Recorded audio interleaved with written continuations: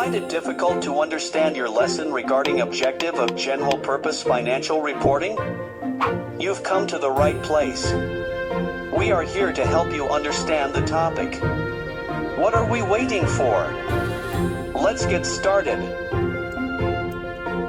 First, let's talk about what exactly is the objective of general purpose financial reporting? The overall objective of financial reporting is to provide financial information about the reporting entity that is useful to existing and potential investors, lenders, and other creditors in making decisions about providing resources to the entity.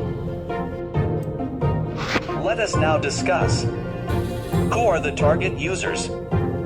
We all know that there are numerous users of financial information, but the conceptual framework makes it very clear that when we talk about the general purpose financial reporting, the information reported caters primarily to first, existing and potential investors. Second, lenders and other creditors. General purpose reports are not designed to show the value of the reporting entity, but simply to provide information to help primary users in estimating the value of the reporting entity. After knowing who are the target users, let us now understand who are the users and what financial information they need. Who are the users of financial information? Under the conceptual framework for financial reporting, the users of financial information is classified into two. First is the primary users. Why do you think they are considered as primary? It's because the primary users of financial information are the parties to whom general purpose financial reports are primarily directed. They are the ones who is in immediate need of the financial information. Now, who are the primary users? Existing and potential investors. Who are the existing investors and potential investors? Existing investors came in early and took a higher risk, so they would expect a higher return by paying a lower price for their equity. Whereas potential investors would see a lower risk, as the business would have progressed and would be expected to pay a higher price. Existing and potential investors are concerned with the risk inherent in and return provided by their investments. The investors need information to help them determine whether they should buy, hold, or sell. Shareholders are also interested in information which enables them to assess the ability of the entity to pay dividends. Second, lenders and other creditors. Existing and potential lenders and other creditors are interested in information which enables them to determine whether their loans, interest thereon, and other amounts owing to them will be paid when due. The second users of the financial information are the other users. Who are the other users? Let's take a look at who they are. Other users are also users of financial information other than the existing and potential investors, lenders, and other creditors. Other users are so called because they are parties that may find the general purpose financial reports useful, but the reports are not primarily directed to them. Now, let's list down the other users of financial information. First, employees.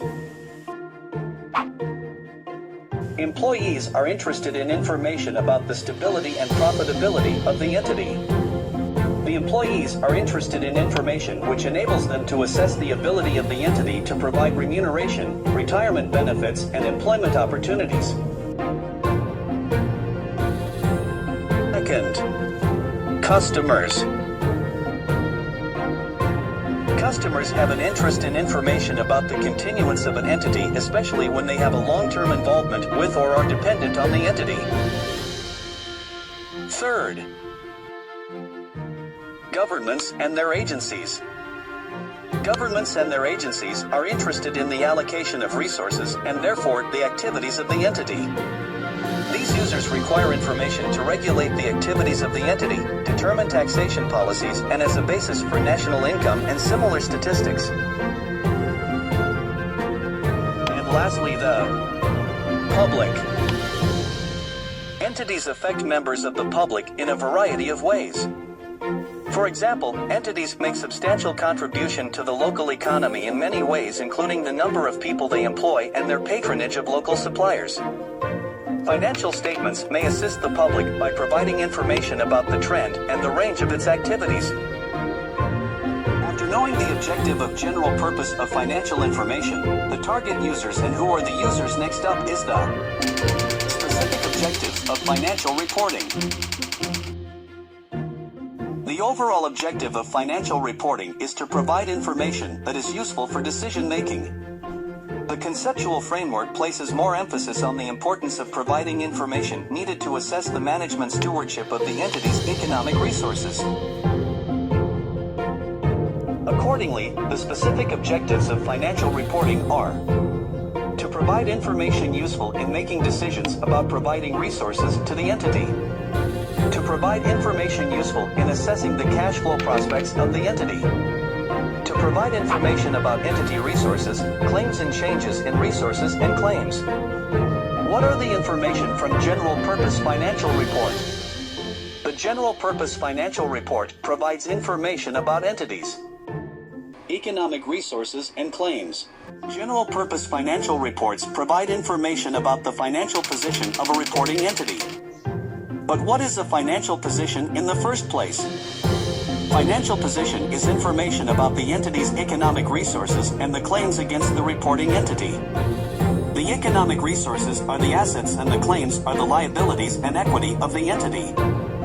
In other words, the financial position comprises the assets, liabilities, and equity of an entity at a particular moment in time. Information about the nature and amounts of entities' economic resources and claims can help users identify the entity's financial strength and weakness. Information about financial position can help users to assess the entity's liquidity. It's the ability of an entity to pay its currently maturing obligations. Solvency. It refers to a company's ability to meet long-term debts and continue operating into the future. Need for additional financing. Financial concept used when a business looks to expand its operations. After tackling the economic resources and claims, let us now understand the changes in economic resources and claims. Economic resources and claims result from financial performance and from other events or transactions, such as issuing debt or equity instruments. In other words, financial performance is the level of income earned by the entity through the efficient and effective use of its resources. Next is the information about use of the entity's economic resources. Information about how efficiently and effectively management has discharged its responsibilities to use the entity's economic resources helps users to assess management stewardship of those resources. For example, management's responsibilities to use the entity's economic resources include safeguarding those resources and ensuring the entity's compliance with laws, regulations, and contractual provisions. And lastly, regarding our topic, the limitations of financial reporting. General-purpose financial reports do not and cannot provide all of the information that existing and potential investors, lenders, and other creditors need. These users need to consider pertinent information from other sources, for example, general economic conditions, political events, and industry outlook.